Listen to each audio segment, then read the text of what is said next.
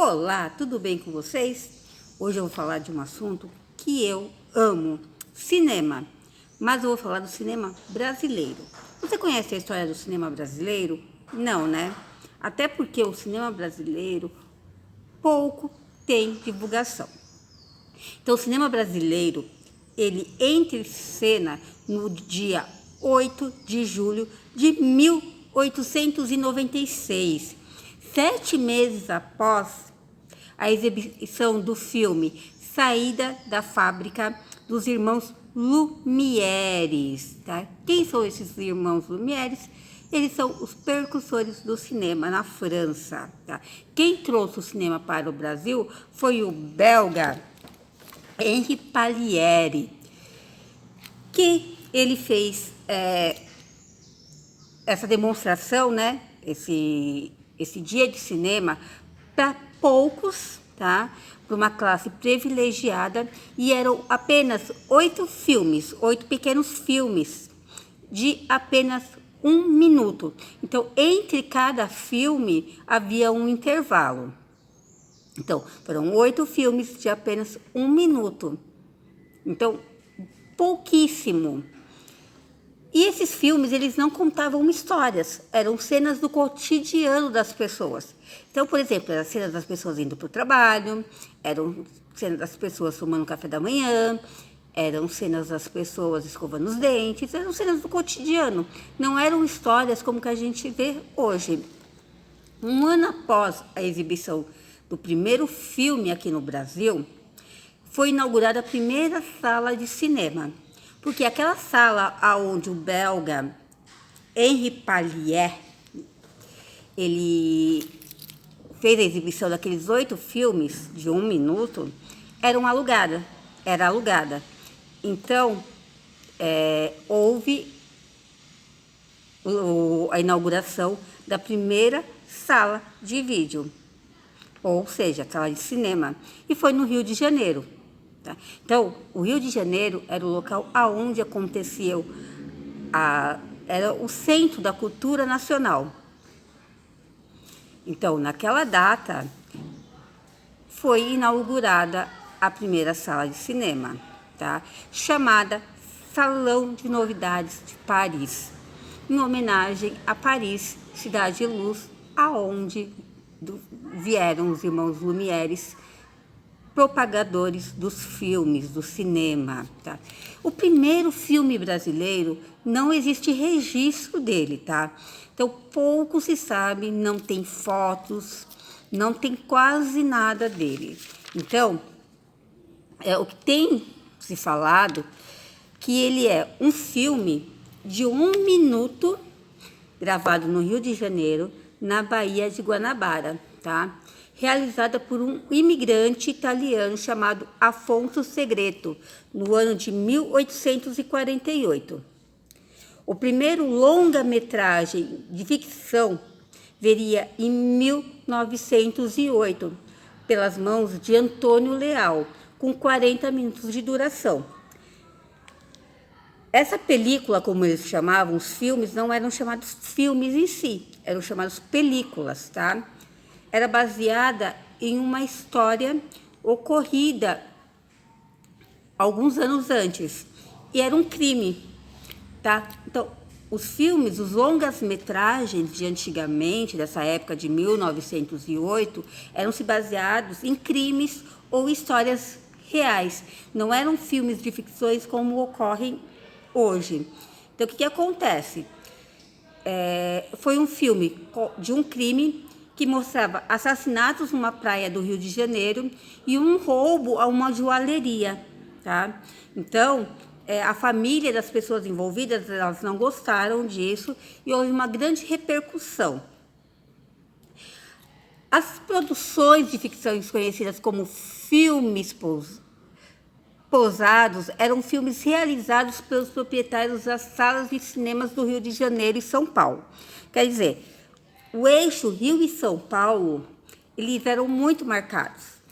Então, assim, por exemplo, Bahia, Ceará, Rio Grande do Sul, Santa Catarina, esses estados, eles não tinham a presença do cinema.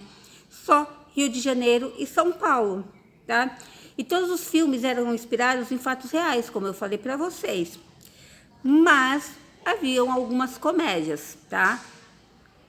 A maioria dos filmes então era baseados em crimes reais e pouquíssimas comédias. Também existiam os filmes cantados.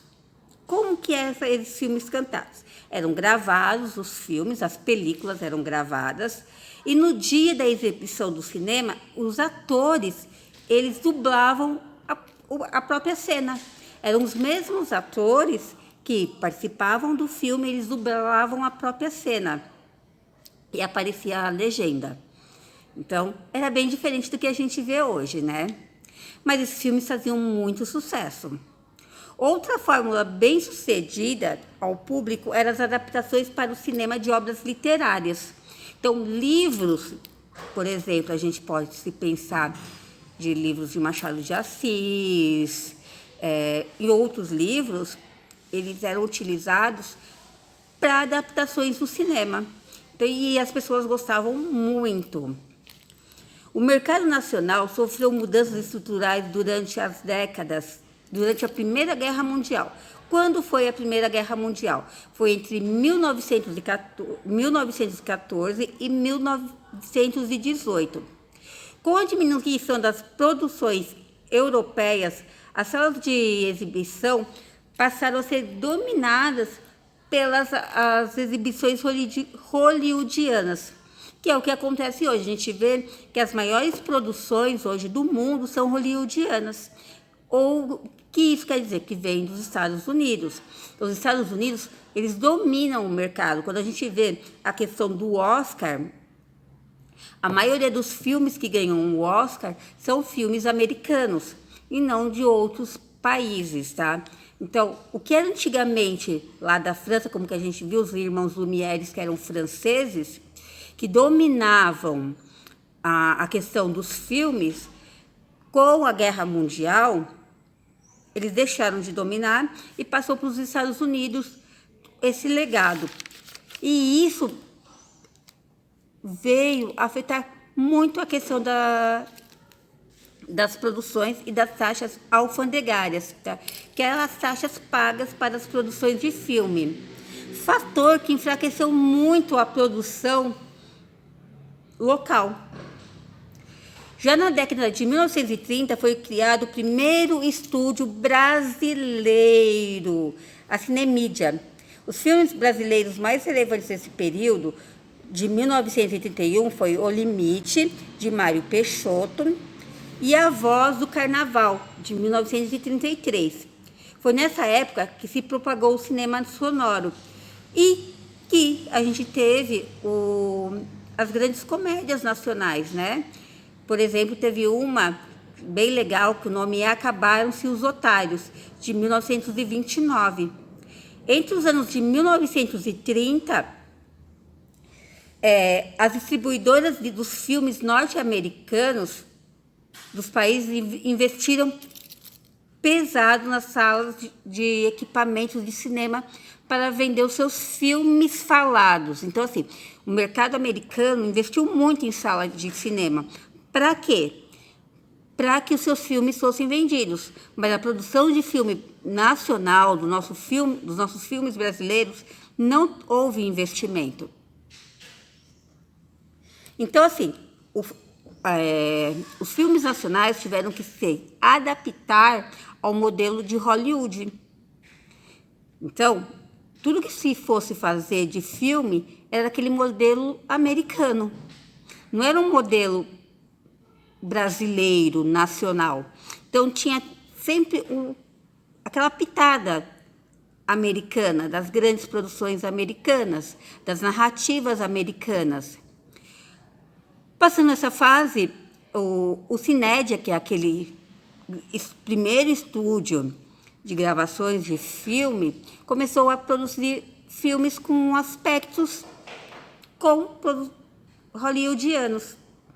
Então, fazendo isso, eram aqueles filmes românticos, musicais, tá? Grandes musicais. A gente tem Nessa época, Carmen Miranda, que fez Alô, Alô Brasil. Daí teve Bonequinha de Seda, Pureza em 1940. No entanto, as produtoras nacionais não foram capazes de alavancar o mercado. Então, quer dizer assim, enquanto o mercado hollywoodiano produzia, quer dizer, 409 filmes, a gente produzia 2, 3 filmes. E isso em 1942. Então, o mercado de filmes brasileiros, desde o início, ele é muito pouco, tá? Ele não tinha uma comissão sua. Sempre foi baseado no mercado americano. Só que o mercado americano sempre foi muito forte. Então, imagine se o mercado americano lançava 409 vídeos e nós, brasileiros, 3. Então, essa faz a diferença do mercado. Os primeiros longas-metragens realizados no Brasil ocupavam uma estética bem americana, tá? Daí, um dos precursores do novo cinema no Brasil foi o filme Rio 40 Graus, de 1955. Daí, passando-se um tempo, né? Em 1969, a Embrafilme lançou-se no mercado com o objetivo de lançar-se no mercado de filmes e melhorar essa questão, essa disputa com o mercado americano. Só que mesmo assim não rolou. Por que não rolou, né? Porque o cinema americano sempre esteve à frente, sempre procurou novas tecnologias, tá? E nessa época que a Embrafilmes chegou ao Brasil, ela tentou entrar no mercado, nós estávamos na época da ditadura militar. Então, todos os filmes, a maioria dos filmes, dos roteiros, eles eram censurados. Então, falar em censura, por exemplo, uma música era censurada, o que era colocado em cena era censurado, um tema era censurado. Então, não tinha o que se fazer. Tá? Então, tudo que fosse acontecer, ele tinha que se passar pelo Conselho Nacional do Cinema, chamado Concine. Tá? Então, eu ia fazer, por exemplo, digamos que aqui nós estávamos, a CM, na época lá da ditadura militar, queria lançar um filme. Daí nós tínhamos que pedir autorização para a Concine, mandar todo o roteiro para eles, tudo direitinho, para ver se eles autorizavam. Daí que tem alguma coisa que não agradavam a eles.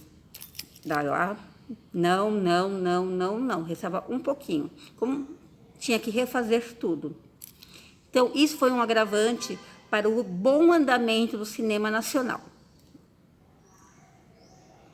Então, ao mesmo tempo que a Embrafilme ela impulsionou a produção cinematográfica do cinema brasileiro, entrou outros, né, com outro viés. Existia um cinema italiano, de comédia com conteúdo impróprio para crianças, tá? Que dava muito certo. E ele entrou muito forte aqui no Brasil. Tá? Então, acabou-se também fortalecendo o mercado.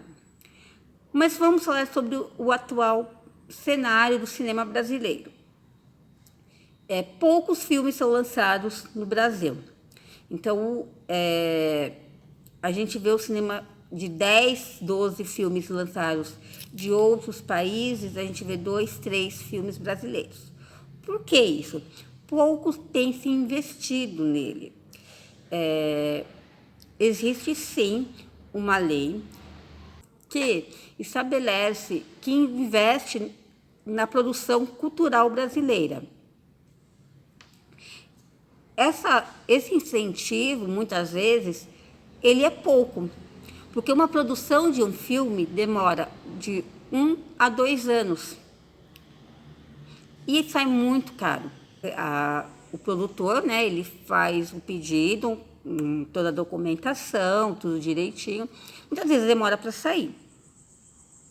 Quando sai, muitas vezes o valor que ele tinha pensado para o filme é muito maior. E o investimento, muitas vezes, ele tem que tirar do seu próprio bolso. Nós tivemos ótimas produções nos últimos tempos nacionais. Minha Mãe é uma Peça, 1, 2, e por aí vai.